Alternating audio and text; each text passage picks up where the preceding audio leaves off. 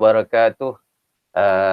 Alhamdulillahirabbil alamin wassalatu wassalamu ala asyrafil anbiya wal mursalin wa ala alihi wa sahbihi ajma'in. Segala puji bagi Allah Subhanahu wa taala kerana memberikan kita keizinan untuk meneruskan kuliah kita berkenaan dengan sejarah berdasarkan kitab Al-Kamil. Al-Kamil ini yang mana hari ini masuklah siri kita yang ke-12. Jadi siri kita yang 12 adalah siri berkenaan dengan peristiwa yang berlaku di antara tahun 71 Hijriah hingga ke tahun 80 Hijriah. Jadi dalam tempoh ini kita pilih dua sahaja peristiwa penting dan pada malam ini kita akan teruskan dengan pembentangan ataupun perkongsian bacaan kitab ini daripada Ustaz Alif. Jadi tanpa melengahkan masa, saya mempersilakan.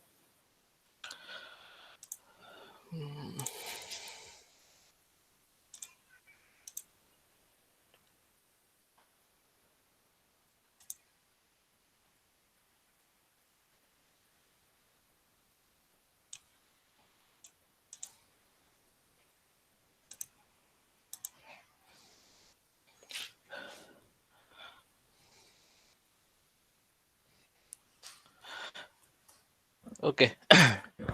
Bismillahirrahmanirrahim. Assalamualaikum warahmatullahi wabarakatuh. Alhamdulillahirabbil alamin wa bihi nasta'in. Wassalatu wassalamu ala asyrafil anbiya'i wal mursalin wa ala alihi wa sahbihi ajma'in.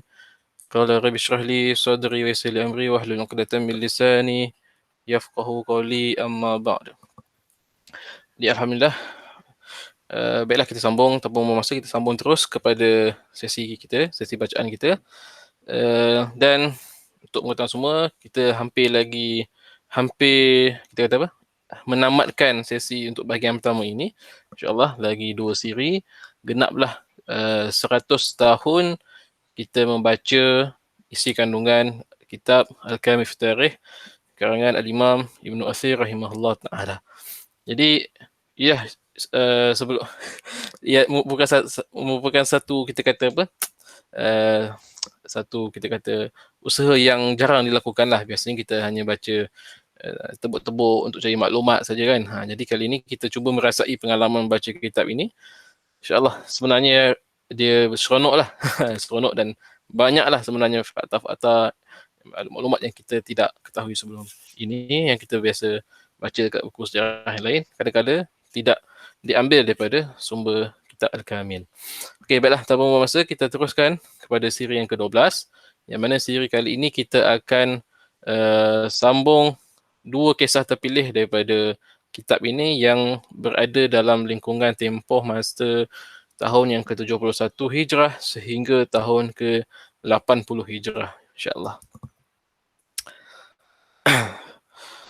Qala al-musannif rahimahullah ta'ala wa nafa'ana bi'ulumihi fid dharain amin. Kata Imam Ibn Athir rahimahullah ta'ala pada bab jilid yang keempat, halaman ke-121, jilid yang keempat. Okey, tajuknya Zikru Qatlu Abdullah bin Az-Zubair. Okey, ini tahun ke-73 Hijrah berkenaan dengan peristiwa terbunuhnya Abdullah bin Az-Zubair radhiyallahu anhu. Ini kesinambungan daripada kisah ataupun bacaan minggu sebelum ini berkenaan dengan kita kata pertemuan ataupun konfrontasi antara dua pihak ketika itu yang boleh dikatakan dua khalifah yang ada ketika itu pada zaman pemerintahan Khalifah Abdul Malik bin Marwan dan Khalifah Abdullah bin Zubair yang dibaiat oleh penduduk Hijaz ketika itu. Okey. Akhirnya inilah tahun 73 Hijrah penamat kepada siri-siri konfrontasi Abdullah bin Zubair dengan terbunuhnya beliau. Jadi untuk meringkaskan, sebenarnya kisah ini panjang.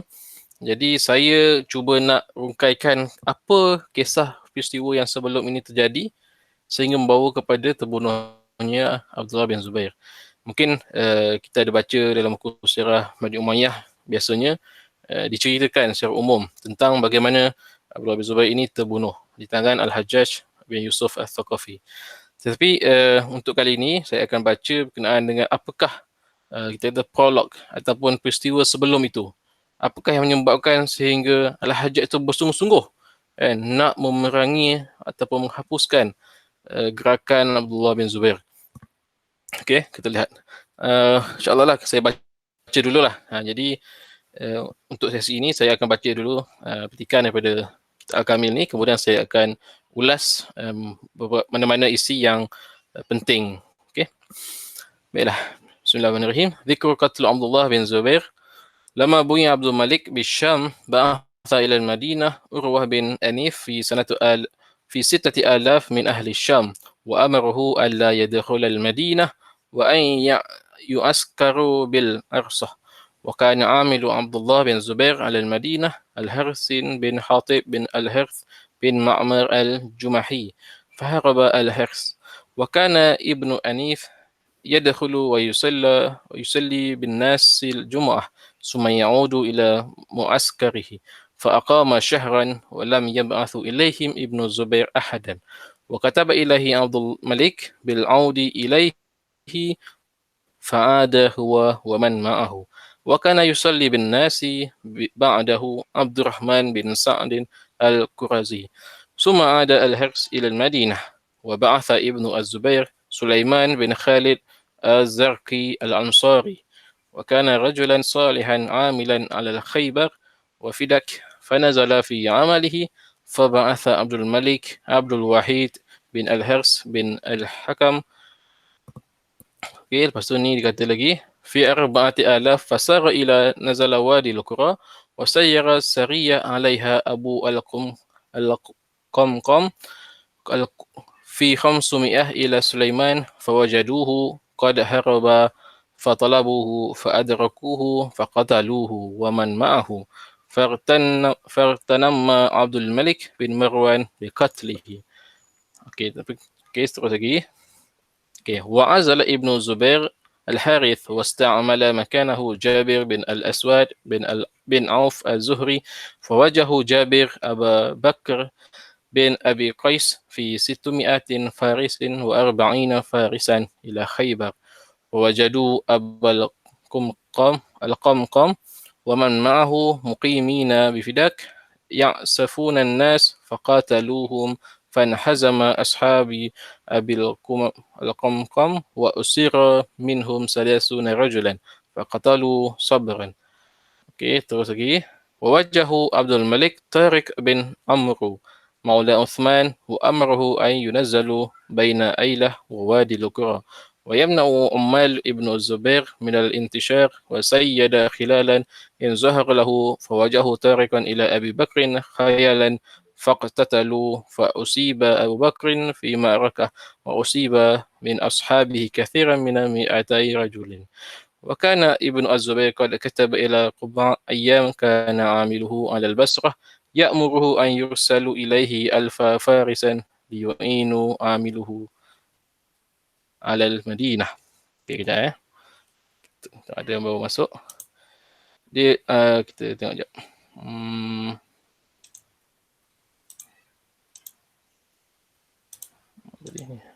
Kejap. Okay. Sikit lagi. Sebab cerita ni panjang. Tak apa. Nanti saya akan ulaskan.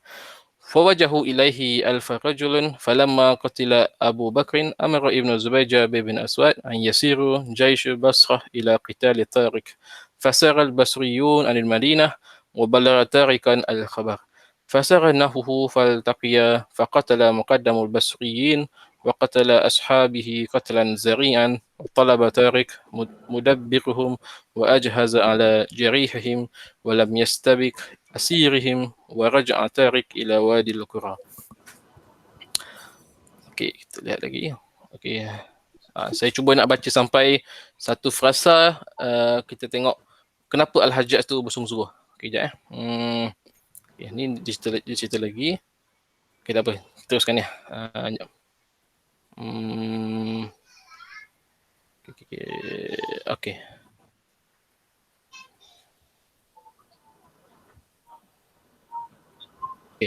وكان عامل ابن الزبير بالمدينة جابر بن الأسود، وعزل ابن الزبير جابرا واستعمل طلحة بن عبيد الله بن عوف الذي يعرف بطلحة الندى سنة 70، فلم يزل على المدينة حتى أخرجه طارق. فلما قتل عبد الملك مصعبا وأتى الكوفة وجه منها الحجاج بن يوسف الثقفي في 2000، وقيل في 300,000 من أهل الشام لقتال عبد الله بن الزبير. وكان السبب في تيسيره دون غيره أنه قال لعبد الملك ini dia, قد رأيت في المنام أني أخذت عبد الله بن الزبير فسلخته فبعثني إليه وولني قتاله، فبعث وكتب معه أمانا لابن الزبير ومن معه إن أطاعوا، فسار في جماد الأول سنة 72 ولم يردوا للمدينة ونزل الطائف. وكان يبعث الخيل إلى عرفة ويبعث ابن الزبير أيضا فيقتتلون بعرفة فتنهزم خيل ابن الزبير في كل ذلك وتعود خيل الحجاج بالزفاف. Okey. Dia kisah dia sendiri dia kita kata apa? Dia agak rumit sedikit lah. Saya sebenarnya ambil masa dah untuk memahami kisah ini. Kena itulah apa kita cuba lukis kat sini. Saya dah lukis dah atas kertas ni. Kita tengok. Okey. Sebelum kita cerita pasal konflik tadi tu, dia melibatkan kita kata ya macam konfrontasi lah antara kedua-dua pihak, Abdullah bin Zubair dan Khalifah Abdul Malik bin Marwan.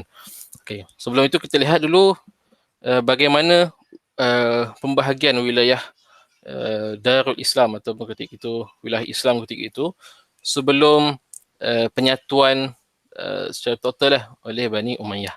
Okay, kat sini. Sebenarnya kalau kita lihat Bani Umayyah hanya menguasai kawasan Syam dan Mesir saja. Ya. Kalau kita lihat, saya cuba ada tak pen sini.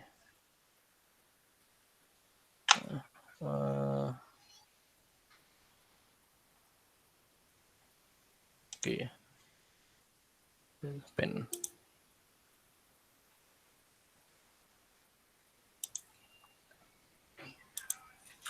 Okay. Ya. Ada yang baru masuk.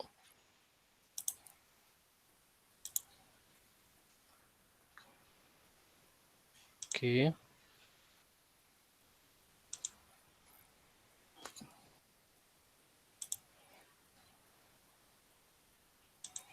Okey.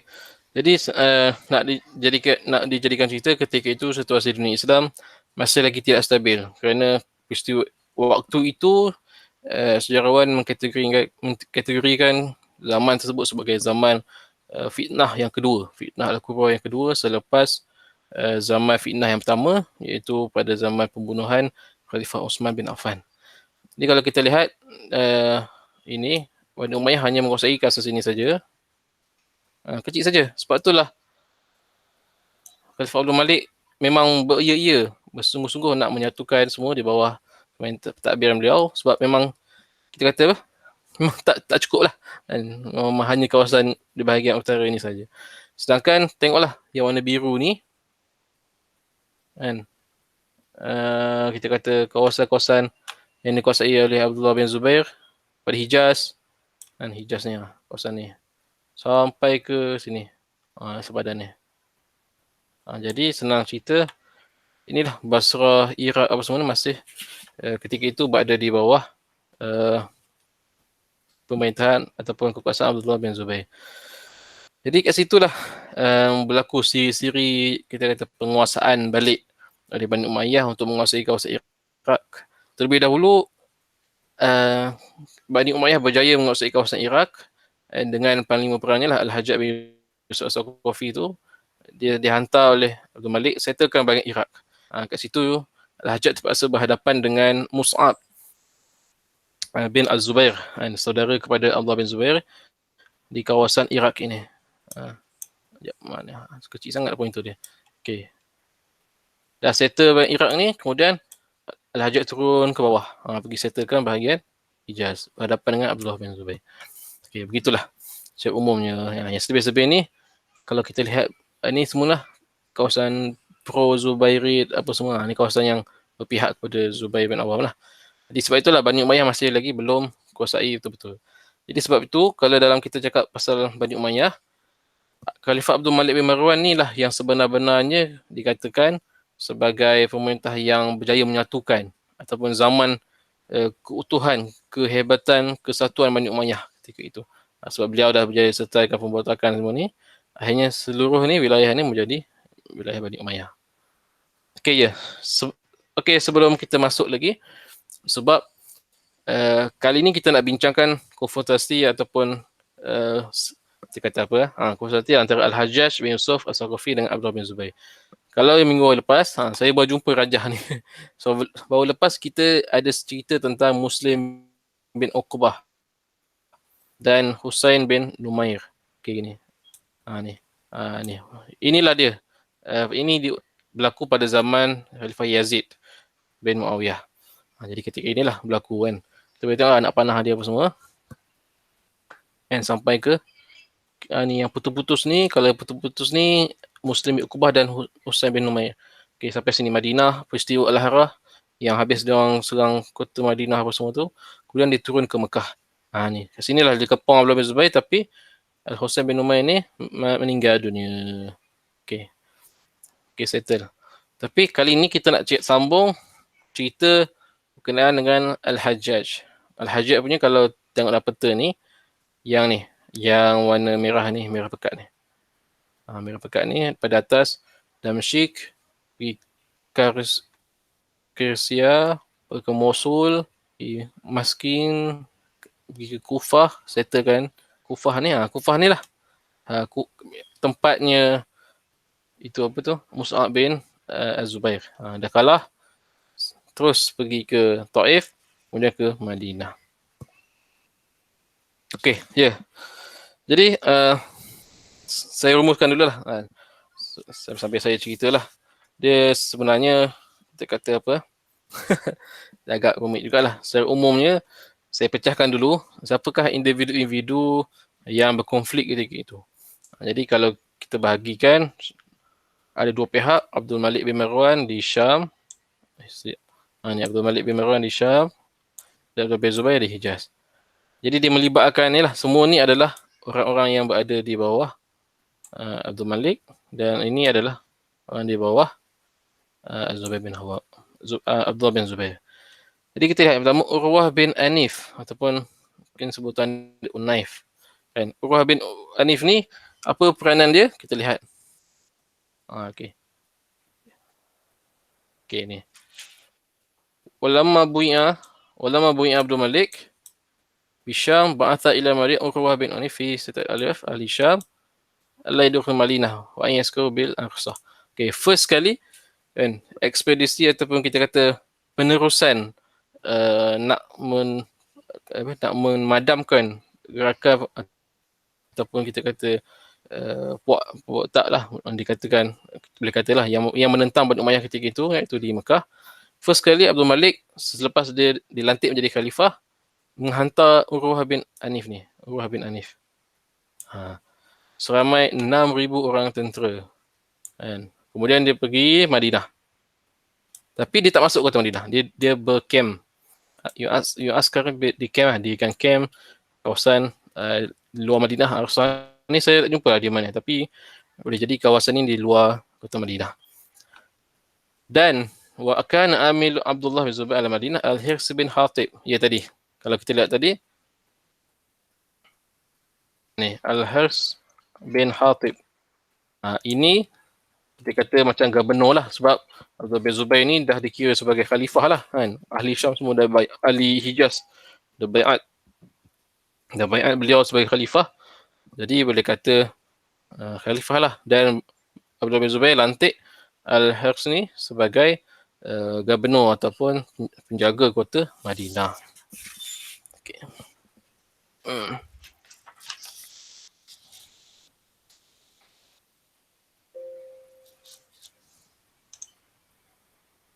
Sekejap ya.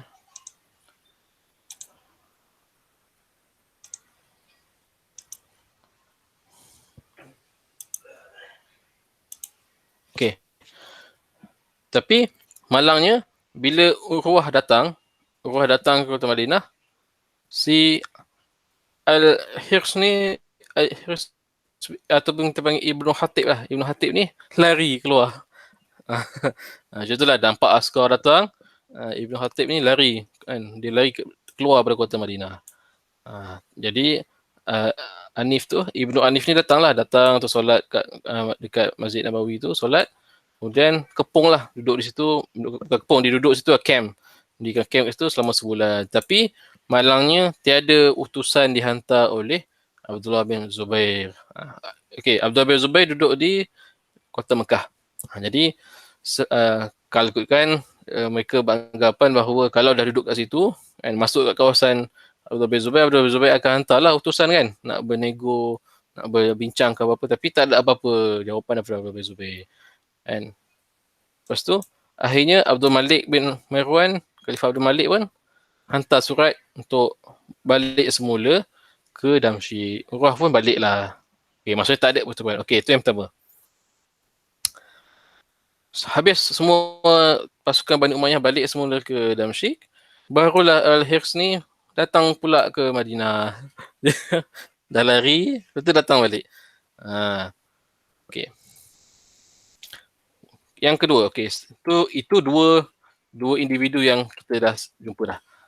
Urwah ni siapa? Urwah ni panglima perang yang dihantar oleh Abdul Malik waktu pertama kali, tapi mereka hanya mendirikan camp ataupun berkamp, markas lah, mendirikan kemah apa semua dekat luar Kota Madinah dengan harapan nak tunggu utusan, tapi tak sampai.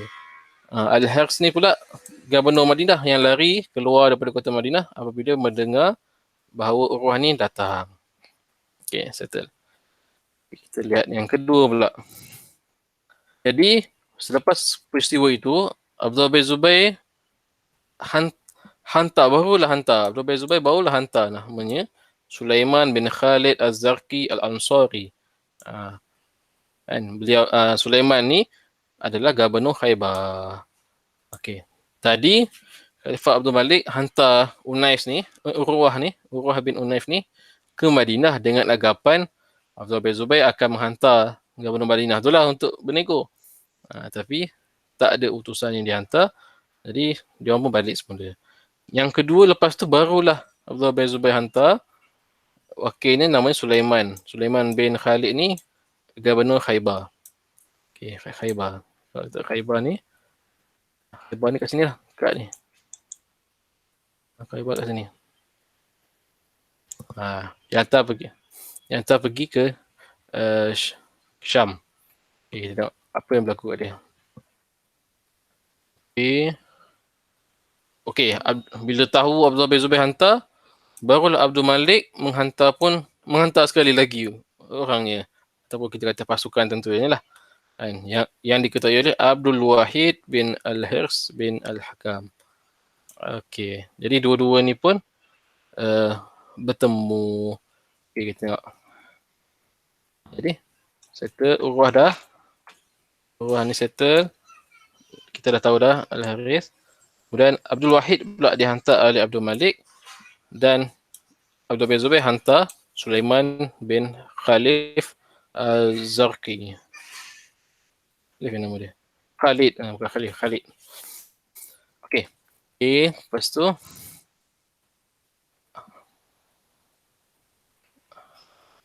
jadi Abdul Wahid tu menguasai seramai 4,000 orang askar, 4,000 tentera. Kemudian fasar hatta nazala wadi al-Qura. Maksudnya dua-dua bertemu. Kita kata wadi al-Qura. Ya. Maksudnya kalau kat sini pada Damsyik turun, lepas tu jadi daripada Mekah naik. Okey. Dia jumpalah Wadi Qura. Wadi Qura ni kawasan atas ni lah. Kita boleh tengok kat mana lokasinya. Kat dalam tak ada pula. Okey.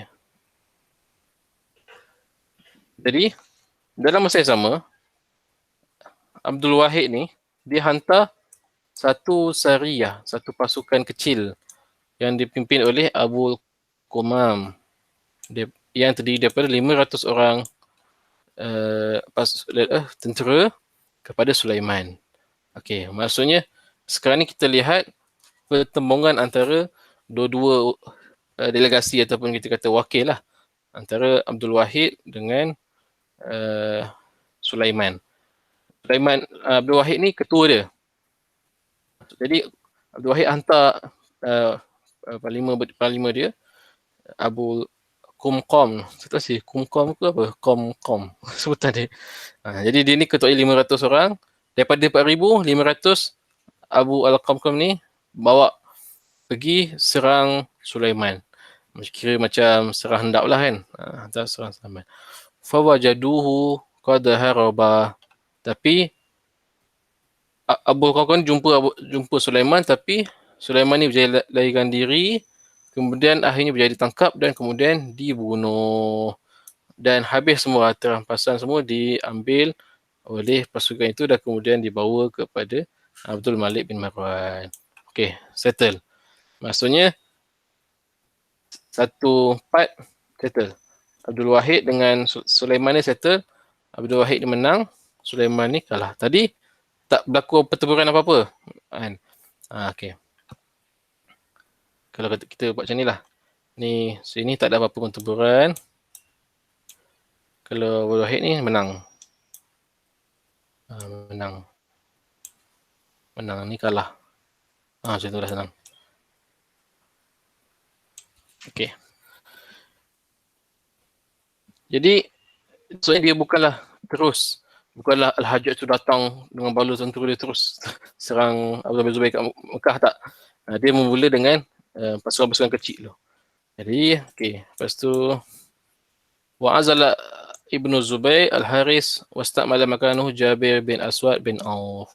Jadi selepas kekalahan itu Abdullah bin Zubair memecat Al-Haris. Al-Haris ni lah. Jadi gubernur Madinah ni. Al-Haris. Al-Harsun. Okey. Okey. Wasta'mala maka Jabir bin Aswad.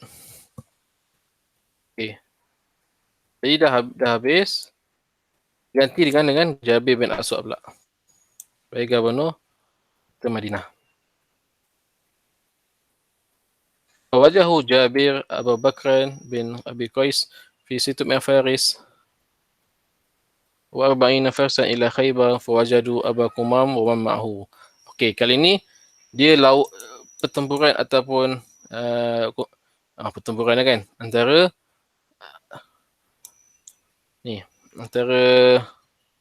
Abu Bakar bin Abi Qais. Abu Bakar bin Abi Qais ni pula tentera yang dihantar oleh Jabir. Okey. Jabir hantar Abu Bakar di pihak Abdullah bin Zubair seramai 640 pasukan berkuda. 640 pasukan berkuda ke Khaybar dan bertembung dengan pasukan Abu Qamqam tadi yang seramai lebih kurang 4,000 orang tadi. Lepas tu faqatalahu fanhazam ashab Abu Qamqam wa asar minhum salasun rajulan. 600 lawan dengan 4,000 lebih, dalam lebih kurang 4,000 lah. Dalam 3,000 lebih lah daripada perang tadi kan. Antara Abu Bakar bin Abi Qais dengan Abu Al-Qamqam tadi. Perang, kalah. Menang Abu Bakar. Okey, kita tengok. Jadi kat sini, ni kalah. Abu Qamqam ni kalah. Ni Abu Bakar ni menang. Macam tu lah. Dia antara boleh kata macam pasukan utusan dulu lah kan. Permulaan dulu lah. Hantar orang dulu lawan. Okay. Lepas tu dah kalah. Di pihak Abdul Malik kalah. Abdul Malik pun hantar namanya Tariq bin Amru. Tariq bin Amru ni Maula Osman. Boleh jadi Khalifah Osman lah. Maula Khalifah Osman ni. Okay, disuruh pergi ويمنع أمال ابن الزبير من الانتشار ويستدخل إن ظرف وجه Tariq ila Bakar. Okey, kemudian berlakulah pertempuran antara Tariq dengan Abu Bakar tadi. Macam itulah. Lepas tu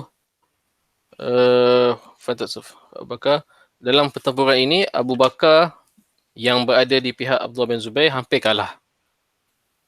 Lalu Abdullah bin Zubair mengutuskan ataupun menghantar surat minta tolong bantuan kepada gubernurnya di Basrah untuk membantu Abu Bakar. Untuk Abdullah bin Zubair minta hantar Al-Fai Faris 2,000 pasukan berkuda, minta daripada Basrah. Abdullah bin Zubair minta daripada Basrah untuk tolong Abu Bakar ni menentang Tariq bin Amru yang sedang bertempur itu. Macam tu. Jadi lepas tu datanglah fawajahu ilaihi al-rajulain falamma qatala Abu Bakar Amr ibn Zubair Jabir bin Aswad an yasiru jaysh Basrah ila qital Tariq. Tapi malangnya Abu Bakar tu telah terbunuh, namun pasukan daripada Basrah itu teruskan kita kata macam misinya untuk memerangi pasukan Tariq itu. Okey. Fasara Basran al-Madinah wa balagha Tariq khabar fasara nahi faltaqiya. Okey, kemudian berperang, akhirnya kalah. Tariq pun kalah dan berundur ke Wadil Qura. Tadi dia orang berperang kat mana? Dia orang berperang di Khaybar. Okey, kejap kita tengok jadi sekejap. Ni padam, boleh padam yes. Okey, kita padam padam. Oh, dah kekal. Apa?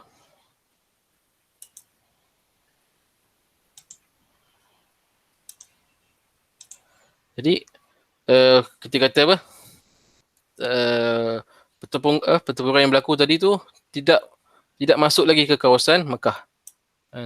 Masih lagi berada di luar Mekah, iaitu di kawasan Khaybar, kawasan Wadi Qura, apa tadi. Jadi melibatkan berapa orang lah pertukaran parlimen tentera. Okay, tadi Tariq bin Amru telah kalah. Dah kalah. Abu Bakar, kita kata apa? Jabir tadi, gubernur Madinah yang baru, dapat bantuan daripada Basrah. Kemudian pasukan Basrah tu lawan dengan Tariq bin Amru dan kemudian kalah. Dia satu yang agak rumit lah, kita nak faham cerita tu kan. Okey. Lepas tu Wakan Amil ibn Zubair bin Madinah Jabir bin Aswad Mu'azzalah ibn Zubair Jabiran wastamala Talhah bin Ubaidillah bin Auf al-Lazin yarfu bi Talhah an-Nada. Jadi walaupun dah berjaya mengalahkan pasukan Tariq tadi, tapi Abdullah bin Zubair memecat pula Jabir bin Aswad ni, kemudian digantikan pula dengan Talhah bin Ubaidillah bin Auf. Bukan Talhah bin Ubaidillah sahabat Nabi tu. Ini dikenali sebagai Talhah an-Nada. Wallah alam lah, bin Auf. Bin Talhah yang lain kot. Okey. Falam yazal ala al-Madinah hatta akhrajahu Tariq falamma qatala Abdul Malik Mus'ab. Okey. Ini settle. Maksudnya ini peristiwa yang berlaku sebelum Al-Hajjaj masuk campur. Maksudnya kalau kita lihat berapa orang dah kan. Urwah dah dihantar, Abdul Malik hantar Urwah, Abdul Malik hantar Abdul Wahid, Abdul Malik hantar Abu Al-Qumqam, Abdul Malik hantar Tariq kan. Abdullah bin Zubair pun dah hantar orang kan. Kemudian barulah Hajjaj bin Yusuf As-Saqafi ni mengambil bahagian. Kenapa?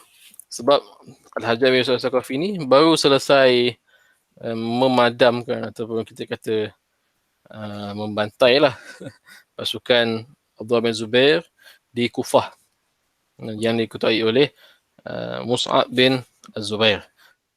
Dah selesai Kufah, kemudian datanglah dia pergi jumpa dekat Abdul Malik bin Marwan, kata biar aku yang pergi settlekan Abdullah bin Zubair. Salah macam itulah. Tapi itulah nak kata kenapa point ataupun kita kata apa, dorongan yang kuat Wallahualam lah. Tapi dia catat kat sini, itu yang saya baca tadi, mimpi Al-Hajjaj ni, mimpi dialah yang dapat menyelesaikan ataupun menamatkan pemberontakan Abdullah bin Zubair ni, dan diceritakan mimpi itu kepada Khalifah Abdul Malik, dan Abdul Malik pun mengizinkan dia, Al-Hajjaj ni, untuk ambil atau menyelesaikan baki-baki kebangkitan Abdullah bin Zubair di Mekah itu. Itulah kalau kita baca mimpi dia ni kan. Ni. Sebab kat sini Ibn Athir kata, Ibn Athir tulis, kana sababu fi taysirihi duna ghairihi. Bermaksud, itulah satu-satu sebab dia kenapa Al-Hajjaj nak pergi perang ataupun pergi serang Abdullah bin Zubair, bukan sebab lain dah. Kenapa mesti Mekah? Kenapa tak nak pergi tempat lain? Ini sebab dia. Sebab yang kuat lah. Wallahualam lah. Dia ceritakan. Dia kata, qad ra'aitu fil manam. Al-Hajjaj ceritakan kepada Abdul Malik, aku telah bermimpi dan bahawa sungguhnya ini akhaztu Abdullah bin Zubair, aku tangkap Abdullah bin Zubair ni, fasalahtuhu. Fasalahtuhu tu bila saya cek balik, ya memang agak ngeri lah. Maksudnya Al-Hajjaj ni mimpi dia duk siat kulit Abdullah bin Zubair tu. Dah tangkap, pergi siat kulit-kulit tu. Kulit Abdullah bin Zubair. Nak kata, dahsyat mimpinya. Nak kata itulah dia. Seolah-olah macam bagikan kita tafsiran bahawa dialah yang akan berjaya memadamkan pemberontakan Abdullah bin Zubair itu. Lepas tu, mana kata? Faba'athani ilaihi wallani qitalah. Maka oleh itu, utuslah aku ke sana, bertemu dengan dia, Abdullah bin Zubair, dan bagi aku pimpinan tentera untuk selesaikan sehingga dapat membunuhnya. Macam itulah. Lalu teruslah berlaku kisah yang seperti mana yang kita tahu, yang masyhur. Mungkin saya tak perlu baca dalam teks pun tak apa, sebab kita pun dah tahu macam mana pengakhirannya. Ya, ketika itulah barulah Al-Hajjaj datang dengan menjaniknya, dikepung kota Mekah, dan dia tembak dengan menjanik lagi sekali. Kalau sebelum ini dah dilakukan oleh Al-Husain tadi, dan Muslim bin Uqbah pun dah lakukan yang sama. Kali ini sekali lagi Mekah diserang, dilontar dengan menjanik, sehinggalah akhirnya Abdullah bin Zubair tu berjaya dibunuh dan disalib, dan kemudian dibawa ke Abdul Malik, kemudian dibawa semula ke Mekah dan disemadikan, disolat oleh sahabat-sahabat yang ada ketika itu. Macam itulah. Okay. Yang sebenarnya mungkin kita boleh tambah-tambah lah, boleh sambung-sambung, sebab itu yang famous. Kat sini dalam ni banyak lagi lah dia cerita tentang macam mana Al-Hajjaj tu datang. Cuba bayangkan, ini saya rumuskan lah. Al-Hajjaj tu datang, dah dapat izin daripada Abdul Malik bin Marwan. Al-Hajjaj datang, waktu tu kebetulan musim haji. Kita bayangkan musim haji macam mana kan, ramai jemaah haji datang nak buat ibadah haji. Al-Hajjaj datang bawa pasukan tentera. Jadi mula-mula dia tak adalah serang terus. Dia masuk kota Mekah tu buat ibadah haji. Macam biasa, buat ibadah haji. Tetapi dicatatkan kat sini bahawa Abdullah bin Zubair tidak membenarkan Al-Hajjaj untuk tawaf sa'i. Dia boleh buat ibadah lain tapi tak boleh tawaf sa'i. Sebab disekat oleh Abdullah bin Zubair. Wallahualam lah macam mana kan. Jadi apabila dah selesai, sebabkan Al-Hajjaj ni tak dapat nak kita kata nak disekat oleh Abdul Zubair, menunjukkan bahawa ia memang ada tertangan kuat di situ. Akhirnya Al-Hajjaj terus melontarkan menjanik. Menjanik itu diletakkan di Bukit Abu Al-Qubais. Ada kan sini tak? Ada tak? Mana? Walam masa nasabal manjanik ala Abi Qubais wa rama bihil Ka'bah. Okey, ni. Inilah dia. Jadi dah memang Al-Hajjaj pun dah ditekan oleh Abdullah bin Zubair. Terus Al-Hajjaj lancarkan menjanik, serang daripada Bukit Abu Qubais, serang tembak Masjidil Haram. Ketika itu ramai jemaah yang ada ketika itu. Lepas tu kat sini adalah apa ni, ramai jemaah-jemaah lain semua macam persoalkan lah, marah lah. Apa pasal kau serang? Kita boleh bayangkan lah jemaah itu semuanya bising lah kan. So, apa ni apa? Kan, jadi macam kita kata mendesak lah supaya Al-Hajjaj ni stop. Jadi sambungan dia saya rumuskan sikit lagi. Jadi bila dah jemaah-jemaah yang ketika itu jadi takut, jadi macam kita kata apa, menjadi sasaran menjanik apa semua. Dan sekali Abdullah bin Umar pergi bertemu dengan Al-Hajjaj, minta supaya hentikan dulu, jangan serang waktu ni, bagi semua jemaah selesai jalankan ibadah haji, kemudian barulah sambung balik. Macam itulah nak kata nyawa jemaah tu lebih utama lah, macam Allah Alam lah. Tapi dia ceritakan begitulah. Akhirnya teruslah. Jadi berlakulah peperangan yang dahsyat tu. Waktu itu semua jemaah dah selesai, dah habis tunaikan haji. Jadi berlakulah sehingga terbunuhnya Abdullah bin Az-Zubair rahimahullah ta'ala radhiyallahu anhu. Okey, jadi contohlah cerita dia. Jadi bila Abdullah bin Zubair dah terbunuh, maka selesailah dia kata apa? Operasi untuk menyatukan wilayah-wilayah yang berada di bawah Abdullah bin Zubair tu diserap masuk ke dalam pemerintahan Bani Umayyah. Itu yang jadi besar tu. Itu yang jadi besar balik tu. Maksudnya daripada sini, daripada Afrika ni sambung terus disambung. Jadi kawasan-kawasan ni pun sama, terus dapat masuk. Sebab ni yang hijau, yang biru ni semua kawasan yang pro kepada Abdullah bin Zubair. Jadi ketuanya dah kalah, automatik lah diserap masuk ke dalam Bani Umayyah. Begitulah cerita dia. Okey. Selesai untuk yang pertama. Dia sebenarnya itulah saya nak faham ni pun saya terpaksa cucutin jugalah dalam kertas ni, buat macam nota. Lepas tu baru faham siapa yang terlibat ni. Inilah dia individu-individu yang terlibat dalam konflik ni sehingga terbunuhnya Abdullah bin Az-Zubair. Okay, yang kedua, kisah yang ke-16 tahun ke-76 Hijrah. Tadi 73, ini 76 Hijrah.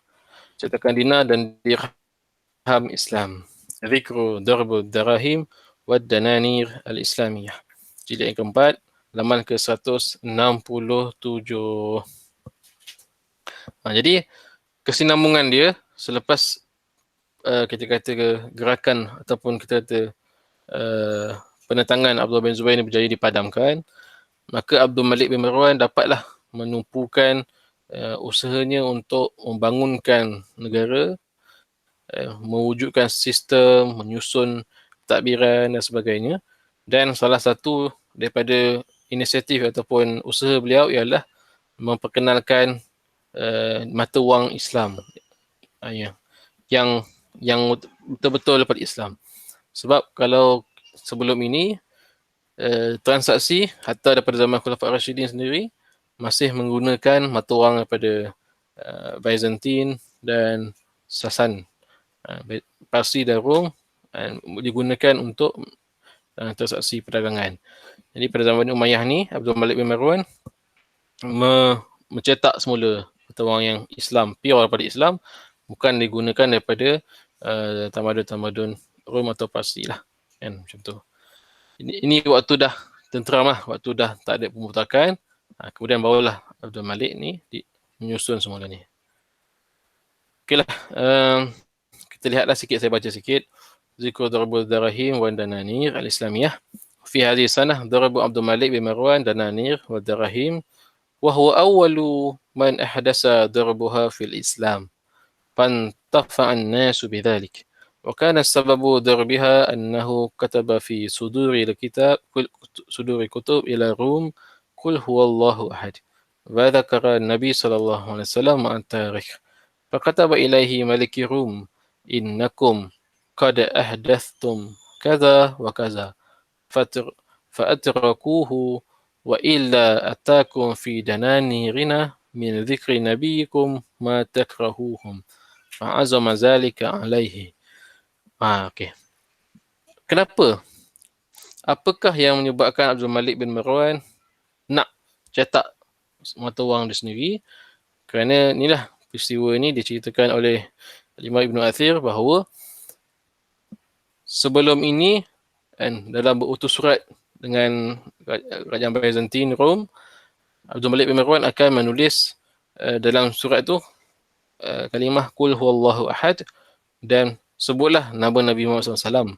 Kemudian tarikh macam kita kata kat bawah lah, dekat bahagian footer tu kan, bahagian akhir surat tu ditulis.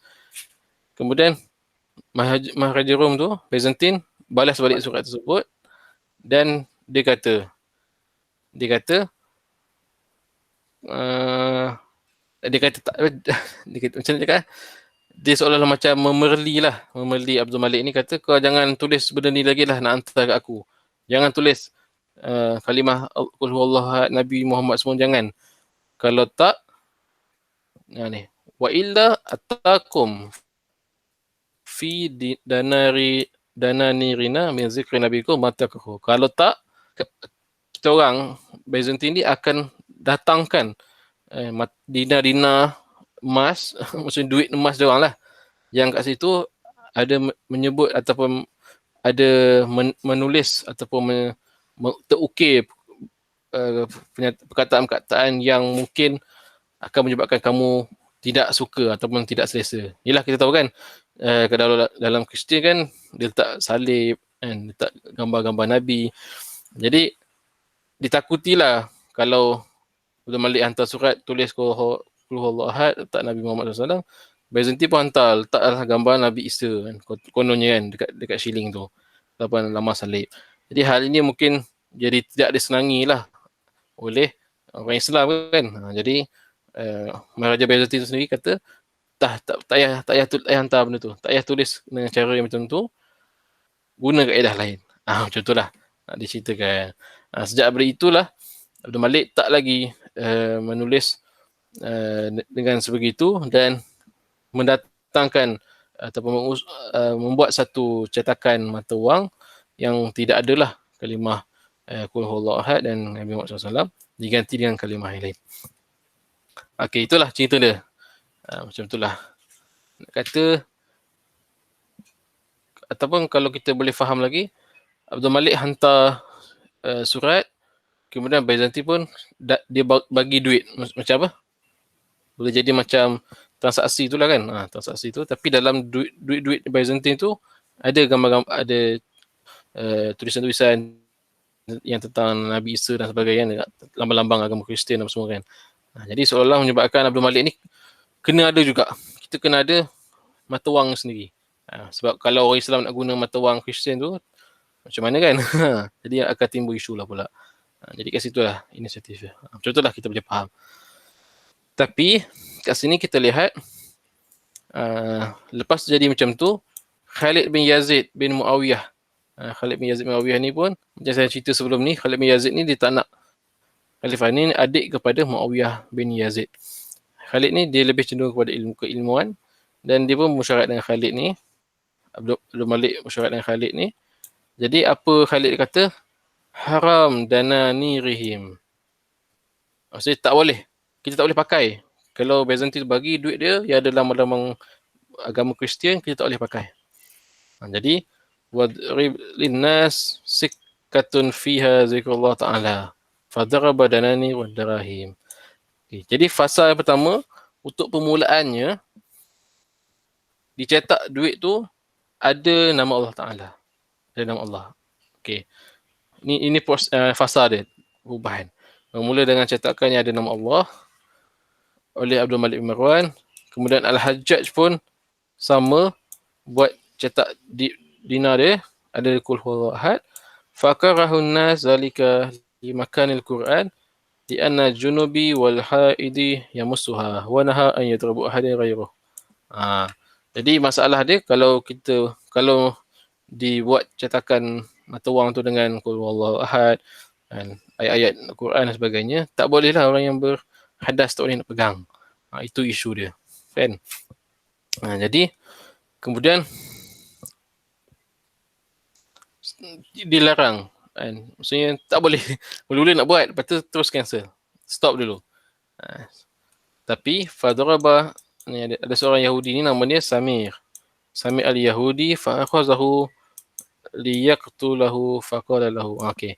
Tapi dia dah bila dah dibatalkan, ada seorang Yahudi tu cetakkan juga duit tu. Maksudnya dia kata apa?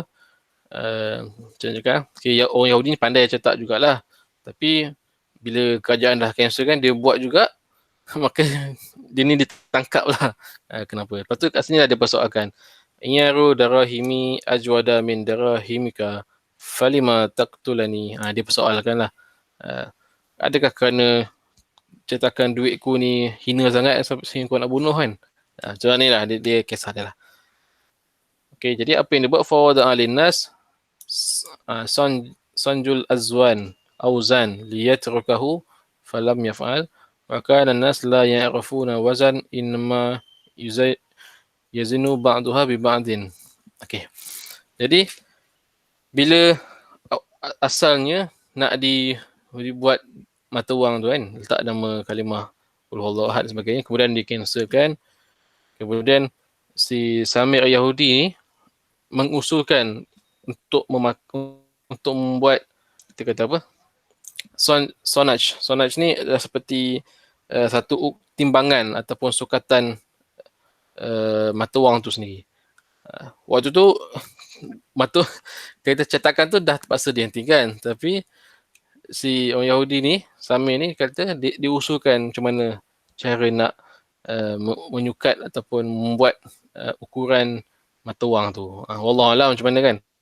Jadi hasil daripada cadangan si Samir ni kemudian digunakan oleh khalifah selepasnya mencetak duit tanpa meletakkan kalimah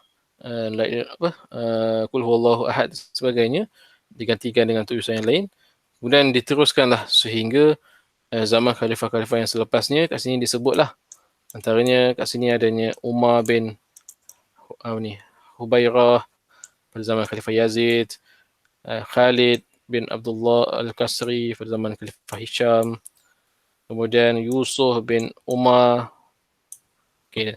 Jadi ketiga-tiga orang ni meneruskan apa yang dicadangkan oleh Samir al-Yahudi ni untuk menetapkan satu sukatan ataupun timbangan yang sesuai lah untuk duit yang nak dicetak tu.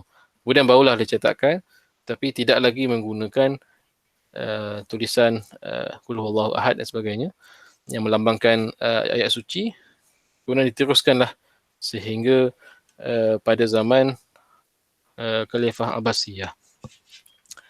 Jadi kat situlah dikenali, kat sini Ibnu Al-Asir kata wa kana al-Hubairiyah al-Khalidiyah wa Sufiyah ajwadan nuqud Bani Umayyah.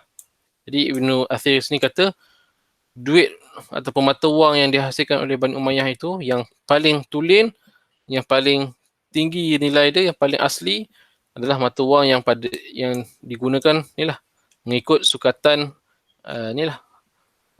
Hubairah, Umar bin Hubairah, Khalidiyah, Khalid bin Abdullah dan Yusufiyah, Yusuf bin Umar. Inilah pada zaman Umayyah. Tapi walam yakun al-Mansur yaqbalu fi ikhraj ghairiha. Sehingga kan masuk zaman Khalifah Abbasiyah masih lagi dipakai duit ni. Dia kata memang dia kata duit tu terus digunakan walaupun sudah masuk ke zaman pemerintahan Khalifah Abbasiyah. Tapi ketika zaman pemerintahan Khalifah Abu Ja'far al-Mansur, beliau tidak menerima mana-mana duit mata wang yang pertama tu. Mata wang yang pertama tu dah ada, kemudian dibatalkan. Kemudian digunakan dengan yang seterusnya, diperkenalkan Al-Hubairah, Al-Khalidiyah, Yusufiyah. Tapi masuk zaman Abbasiyah tak hapuskan semua jenis mata wang yang ada pada zaman Bani Umayyah. Cuma zaman Abbasiyah tidak diterima ataupun tidak digunakan mata wang yang pertama tu lah, yang ada qul huwallahu ahad tu lah. Yang first sekali tu. Kemudian terjadi saki-baki yang mata wang yang ada tu, kalau pada zaman Abu Ja'far al-Mansur masih lagi ada, beliau tidak terimalah juga. Sebab dia kata sini inna makruhatun darahim allati daraba al-Hajjaj wa naqashu 'alaiha qul huwallahu ahad. Abu Ja'far Al-Mansur sendiri pun mengatakan duit itu tak eloklah, tak sesuai digunakan, makruh, sebab ada kalimah qul huwallahu ahad. Jadi itulah, ulama-ulama semua pun memakruhkan apa semua sebagainya. Begitulah cerita dia. Jadi kat sini dikata Ibnu Al-Athir menutup cerita ini, wa awwalu asahhu fi anna Abdul Malik awwalu man daraba darahim wad danani. Okay, jadi beliau lah yang pertama, pemerintah Islam pertama mencetak semula mata wang yang betul-betul kita kata dihasilkan oleh orang Islam sendiri, tidak mengguna pakai ataupun tidak menggunakan mana-mana jenis ataupun pengaruh daripada Rom dan Parsi. Itulah untuk digunakan dalam transaksi umat Islam. Macam tu, ni simple sajalah cerita dia. Kisah macam mana asal usul penggunaan dirham dan dinar pada zaman Bani Umayyah. Okey, itu saja kot. Ya, tadi ni rumusan dia, penetapan nilai mata wang. Fasa pengenalan Abdul Malik bin Marwan Al-Hajjaj, ada kalimah Quran, ni ditolak. Kemudian fasa penetapan Yazid Abdul Malik, pada zaman Khalifah Yazid Abdul Malik, Umar bin Hubairah pada zaman Hisham bin Abdul Malik, Khalid bin Abdullah dan Yusuf bin Umar, beliau telah menetapkan satu nilai yang khas lah untuk mata wang ini, sehingga masih diguna pakai sehingga zaman kerajaan Abbasiyah. Jadi mata wang tulen Bani Umayyah dikenali sebagai Hubairiyah, Khalidiyah dan Yusufiyah. Itulah sekadar ringkasannya lah daripada kisah ini. Allah, inilah. Ni kalau kita tengok dekat Google ke, inilah yang dikatakan mata wang yang pada zaman Khalifah Abdul Malik tu. Ni yang awal-awal tu. Ni mungkin sudah tidak digunakan. Jadi simpanlah, mungkin disimpan jadikan artifak dan sebagainya. Kan? Di sini ada la ilaha illallah ni. Qul huwallahu ahad, ada. Allahu ahad. Ni Allahus samad. Lam yalid wa lam yulad. Ya. Inilah dia. Sebelah ni la ilaha illallah, sebelah ni qul huwallahu ahad. Jadi itu tidak dipakai lah. Ni antaranya lah. Ni mata wang yang lain diperkenalkan selepas itu. Dia bukan ayat Quran ni. Tak silap saya ditulis Amirul Mukminin Abdul Malik ni. Sini ditulis. Okey, intah. Wallahu a'lam. Cukuplah sejam. Okey, saya kembalikan semula kepada Cik Suhail. Mungkin kita boleh sambung perbincangan ke ada? Baik, terima kasih kepada Ustaz Alik kita, ya. Kerana satu masa yang sebenarnya amat singkat untuk kita berbincang lanjut, kan. Sebab apa yang kita bincangkan ataupun kitab ni adalah satu kitab yang cukup besar. Jadi untuk kita membincangkan 10 tahun dengan hanya memilih 2 kisah pun rupa-rupanya masih tak sempat untuk kita habiskan dalam tempoh sejam. Jadi saya tahu kalau diri saya sendiri pun rasa tak puas bila kita baca, kita dengar tu dia tak habis, kan. Tapi ini adalah sebagai satu orang kata satu rangsangan lah kepada kita untuk lebih membaca lagi. Banyak kitab-kitab yang ada lagi. Maknanya paling tidak kita tahu pada sekitar kurun yang ke berapa ni tadi? 71 hingga 80, kan? Jadi dalam tempoh ini ada berlakunya beberapa peristiwa penting. Antaranya yang 2 ni, iaitu pada yang pertama bagaimana Umayyah telah berjaya meluaskan pengaruh politiknya, dan yang kedua bagaimana permulaan mata wang rasmi kerajaan Islam lah. Jadi saya ingat menarik untuk kita tengok. Dan kalau kita nak berbincang lebih lanjut, mungkin ada pandangan ataupun soalan daripada siapa saja, silakan. Ni kata ni Abang Syawal dia kata nak cerita pasal Hajjaj ni. Aduh. Sila Mas, kongsi kan? Silakan. Ada lah. Minggu lepas tak jadi tu. Rasanya seperti yang saudara Alif cerita lah, tu dah begitu detail lah.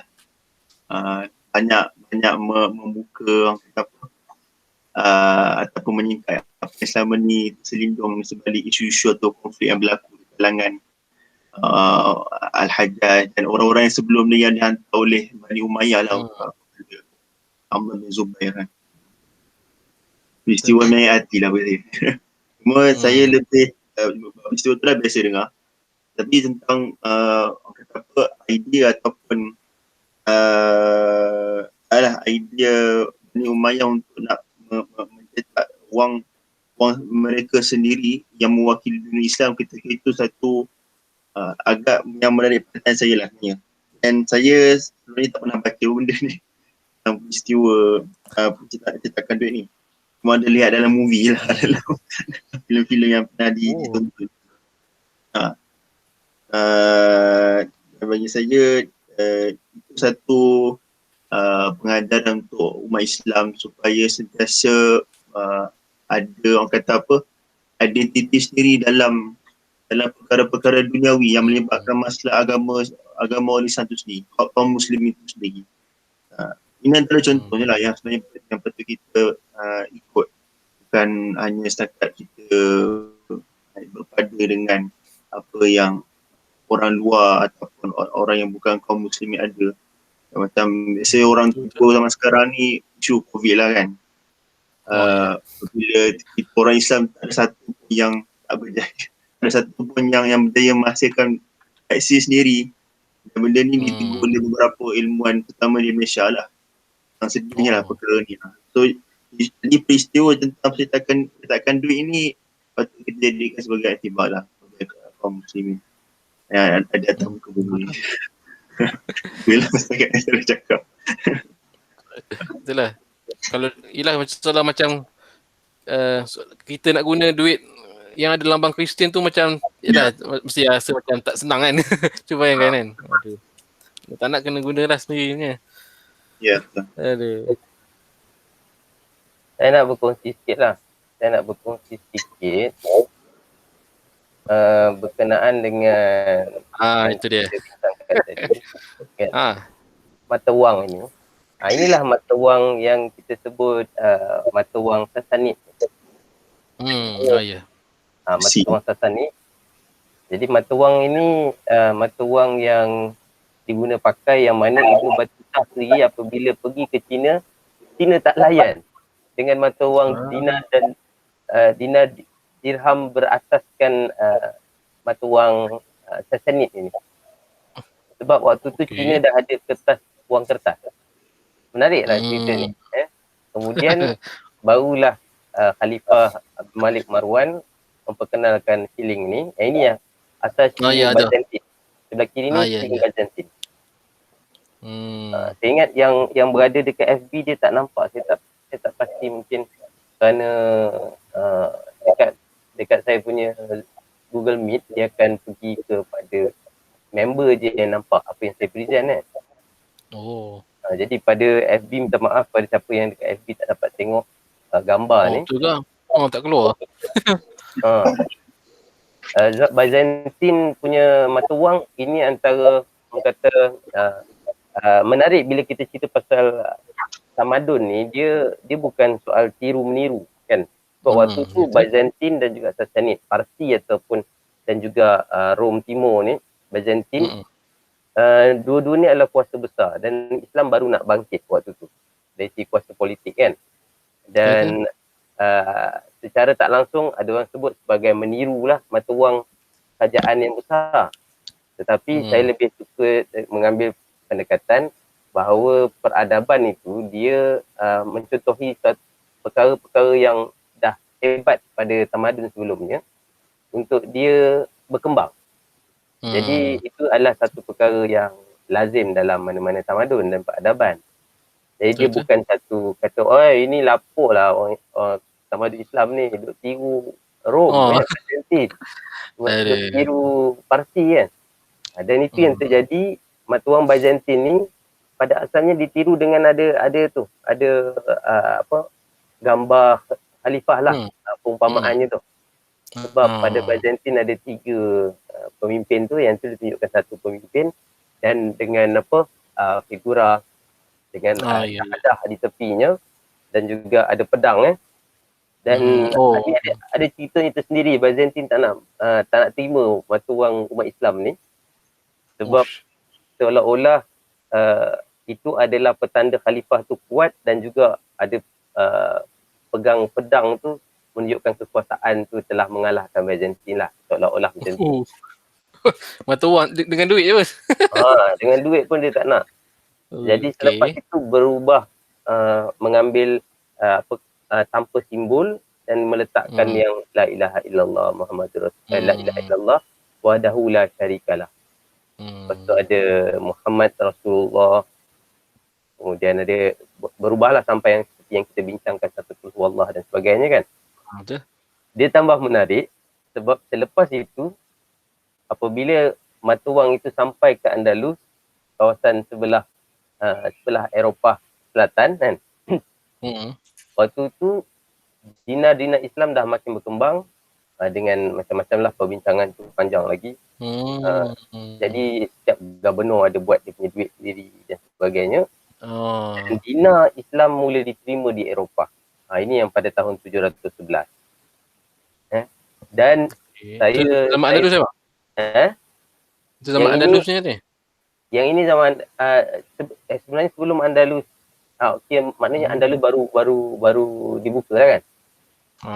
Zaman ni kan. Maknanya duit dinar itu dah tersebar sebagai untuk perdagangan dan dia terkait dengan orang Eropah. Dan dia menjadi satu sejarah yang menarik sebab pada waktu itu King Offa di Mesir dan England meniru pula duit orang Islam, duit dinar. Dia tulis benda sama lah. Jadi itu yang kita menarik bila kita tengok sejarah ni. Peradaban tu dia berkelanjutan daripada satu peradaban ke peradaban yang lain.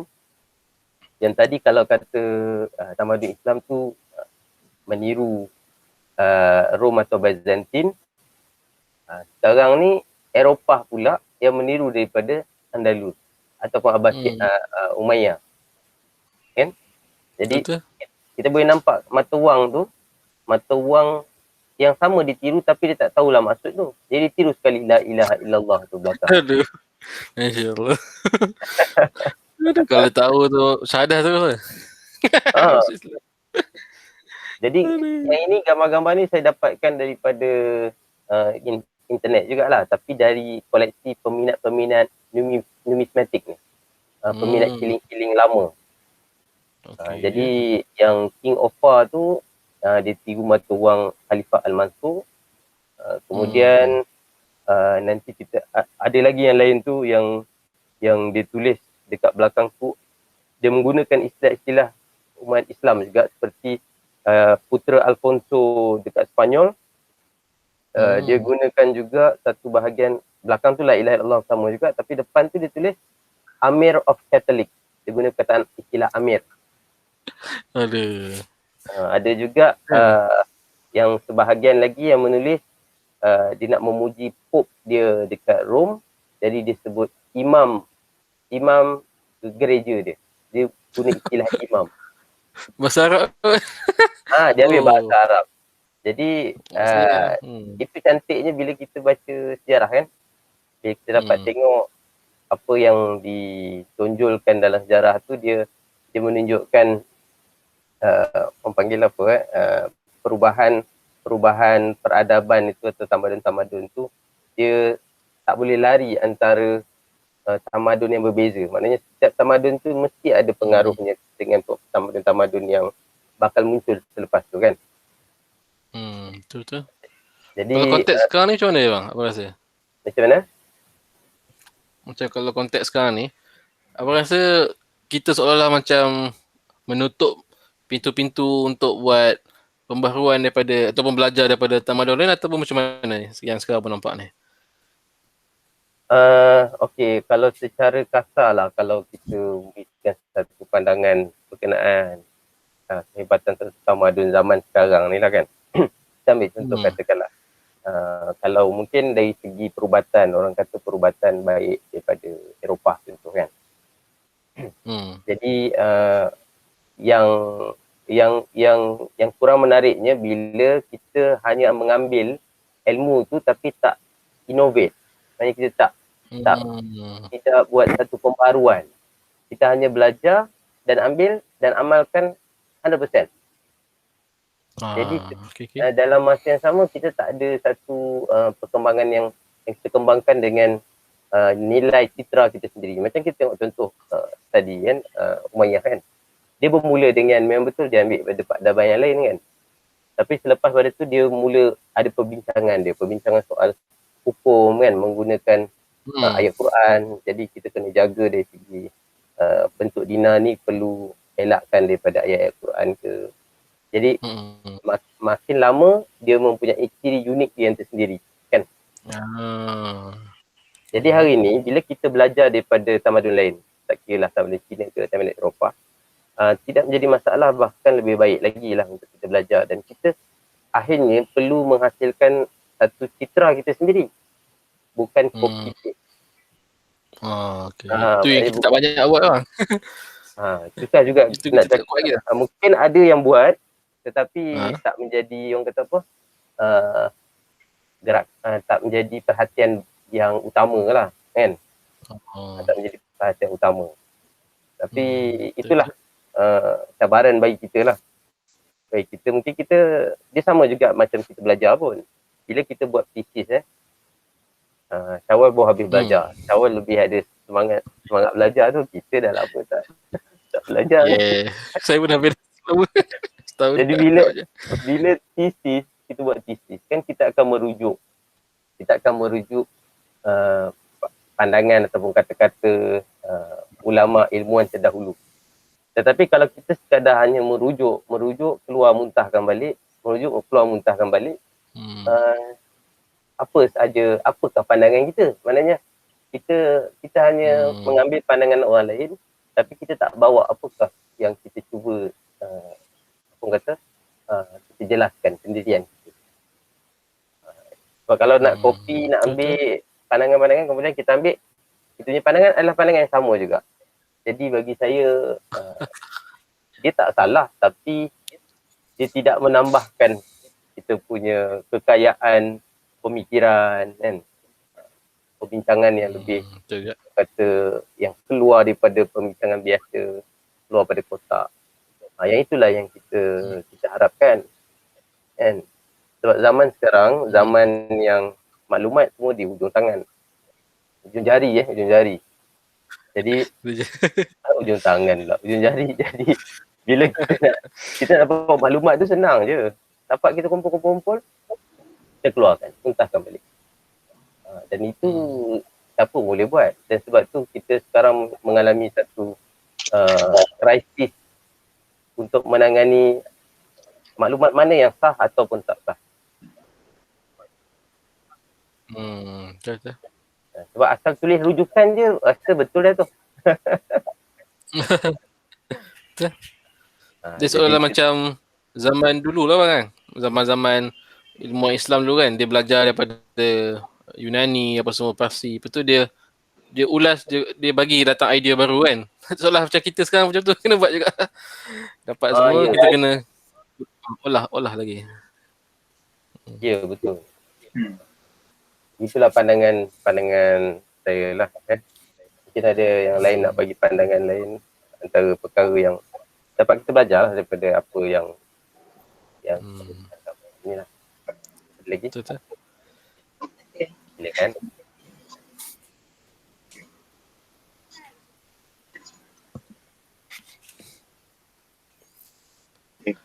Ni bang, ada yang minta minggu depan buat lagi ni. Oh ni Aizat Hamizan Okey. Dia minta kita buat lagi Kena buat live lah. Buat live insya-Allah. InsyaAllah kalau dia live ni boleh, tapi insyaAllah lah. Kita nak berjanji pun tak boleh. InsyaAllah kalau kata boleh dibuat, saya akan cuba buat. Kalau tidak mungkin tak Alif boleh buat juga. Sebab dia bergantung juga pada situasi masa. InsyaAllah. Saya bab nak handle ni payah sikit. Jadi dia insyaAllah kita akan cuba. Nanti apa-apa Aizat teruskan dengan laman saya ni, nanti saya akan update lah. Saya akan ke masjid ni.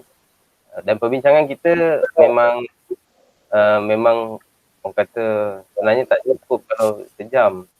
Tapi disebabkan kita dalam tekangan yang ada ni kena pula online. Online ni lama-lama pun dia pening kepala kan. Kalau kita dalam circle jumpa depan-depan tu dia tak apa, kita boleh sampai ke 3 jam tak apa. Dia ada kopi di skop kering jalan. Apa dia? Kering. Dia ada kopi roti kering kan. Kopi kering kan. Aduh. Boleh. Tu dekat sebelah Syawal tu mungkin nak tambah sikit. Budak Islam tu. Masya Allah. Budak Islam, budak pengajian sejarah tu, sejarah Islam tu. Tak ada. Setakat ni dia refresh balik lah sebab belajar pasal Umayyah Abbasiyah ni masa semester 1. Semester 1, bukan semester 2 masa STPM dan semester 1 masa di universiti lah. Jadi nak kata begitu detailnya tu memang macam part macam Alif cerita pasal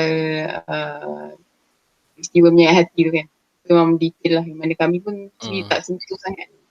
Ajar sejarah sendiri pun tak rasa, takkanlah mungkin syllabus kita tak sempat nak cover semua benda ni kan. Jadi memang inisiatif dari universiti sendirilah nak baca. Dan buat ni muzakarah yang diskusi. Memang rasanya memang harap dia dapat diteruskan lah dalam platform yang lebih luas ke lepas ni kan. Alif berlakon ke kan. Tiba. Itulah. Saya tunjuk sekejap. Sebenarnya dah ni. Nampak tak? Ni, kertas ni. Ni saya lukis ni. Nota-nota ni. Boleh jadi macam nota exam. Nak terangkan dia. Dia sejarah mau. Aduh. Tak pening juga ni bila pembelajaran sejarah menggunakan itu satu orang kata apa, instrumen yang sepatutnya kena ada lah. Bagi saya lah. Ni semua ni inilah yang Abang Sohail minta ni itu. Dan daripada pindah peta yang betul pun kena ada. Betul lah. Nanti lah saya kongsikan lah kot nanti dalam grup nanti. Boleh kot saya kongsikan. Nak faham sejarah ni dia kena sekali dengan geografi. Memang dia kena tengok peta. Baru kita nampak. Kalau kita tak tengok peta susah. Macam yang hari ni kita bincang, saya ingat kebanyakan kita lah kalau kata yang tak belajar mendalam tentang sejarah Islam ni, kita tak sangka pula yang kita ingat transisi perubahan kekuasaan politik tu dia habis je zaman Nabi, kemudian Khulafa'i Rasyidin. Habis Khulafa'i Rasyidin naiklah Umayyah. Nampak macam tenang kan? Belaka. Benda macam tenang. Rupa-rupanya bila Umayyah naik tu masih sebahagian besar berpegang pada Ibn Zubair Jadi itu satu sejarah yang saya rasa membuka mata lah. Sebab sebelum ni tak pernah pula tahu benda ni kan. Jadi bagi diri saya dia sangat membuka mata, nak menunjukkan kepincangan soal politik ni dia bukan cerita baru lah. Cerita lama lah. Betul. Perkara yang melibatkan manusiawi kan. Betul. Jadi berpada-padalah kita dalam kita mengulas ataupun memandang isu-isu politik ni.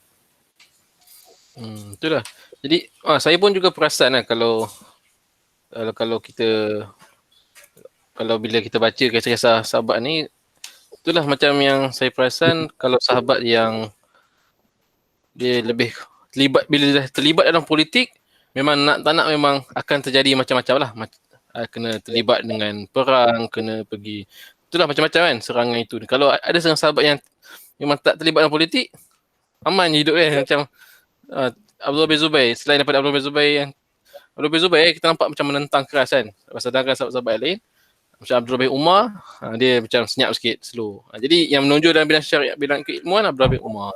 Kan, soalan macam tu lah, macam dia pilihan lah, nak join politik, kena hadapi lah apa kesan-kesan dia. Macam tu lah soalan lah. Sahabat sendiri pun dah alami benda tu kan. Dia macam apatah lagi kita kan. Macam tu lah kot kita boleh lihat. Sebab Ustaz Fatin, saya rasa Ustaz Fatin ikut perbincangan ni tadi. baru dapat masuk agaknya. Ustaz Fatin ada apa-apa yang mungkin boleh Sila, berkongsi dengan Ustaz. kita tak? Saya baru masuk ni, saya tak tahu apa-apa. Minta maaf banyak, saya ada mesyuarat tadi. Okey Ustaz. Apa nama kita pun dah nak tutup tirai dah sebenarnya ni. Oh ya ke? Itulah, minta maaf banyak lah. Ya Allah. Tak apa. Makmur dah tinggal kelas ni. Tak apa Ustaz. Saya pun dah miss berapa banyak kelas juga dah ni. Jadi Sampai alhamdulillah kita Ustaz Alif Alif masih lagi konsisten setiap Jumaat. Jadi saya sebagai host pun kadang-kadang tak konsisten. Jadi itu yang saya sebut kepada siapa yang tengok live kat FB ni, saya tak boleh janjikan boleh dapat buat live setiap minggu. Tapi kalau saya ada kelapangan, insya-Allah saya akan buat jugalah. InsyaAllah zaman PKP ni adalah kelapangan tu. Tapi kalau kita tengoklah macam mana keadaan kita ni. Sekarang dah sampai mana? Dah sampai bab mana? Kita tinggal lagi berapa Alif untuk 100 tahun pertama, dua siri lagi. Lagi 2 siri lagi. Kita dah masuk tahun 71 sampai 80 Hijrah. Yang tadi. Oh, Umawi dah lah. Masuk Umayyah dah. Umayyah lah. Umayyah. Zaman Yazid Yazid ke Muawiyah? Ada. Dia dah Abdul Malik. sampai Abdul Malik Marwan. Dah sampai zaman kejatuhan. Sampai kepada mata wang dinar dirham. Abdul Malik Marwan, dinar awal. Okey. Okey, tanyalah. Saya tak ada. Tak apa Ustaz, insyaAllah kita masing-masing pernah ada urusan masing-masing. Jadi kalau kata kita ada kesempatan, kita akan samalah. Jadi kalau tak ada pun tak apa. Ustaz Alif kita dah orang kata apa, semangat dia kalau dia seorang-seorang pun dia akan tetap teruskan. Jadi alhamdulillah. Saya kadang tak sempat. So, lagi 2 lagi ni. Kita cuba habiskan. Okey, insyaAllah. Kita akan habiskan untuk yang 100 tahun pertama ni, dan selepas daripada tu kita akan buat tengok arrangement macam mana yang akan datang. Tapi apapun saya mengucapkan terima kasih lah kepada siapa yang menonton ataupun yang bersama dengan kita secara live di FB ataupun dalam Google Meet, dan juga kepada mereka yang mungkin menonton daripada rakaman saja. Jadi saya mengucapkan terima kasih banyak, dan kita pun sudah berada di penghujung untuk siri kita yang ke-12 pada hari ini. Dan kita akan teruskan selagi ada daya dan juga masa dan keizinan dari Allah SWT. Kita akan teruskan supaya kita dapat satu gambaran secara keseluruhan lah, walaupun tidak begitu terperinci, tapi satu cerita-cerita yang mungkin kita pilih itu dapat memberikan satu suntikan kepada kita untuk menggali lebih banyak lagi sejarah Islam yang begitu panjang. Untuk kita pelajari, ambil iktibar, dan kemudiannya kita sesuaikan dengan kehidupan kita, insyaAllah. Jadi saya rasa itu saja untuk hari ini. InsyaAllah. Kita tangguhkan dengan tasbih kafarah dan salat.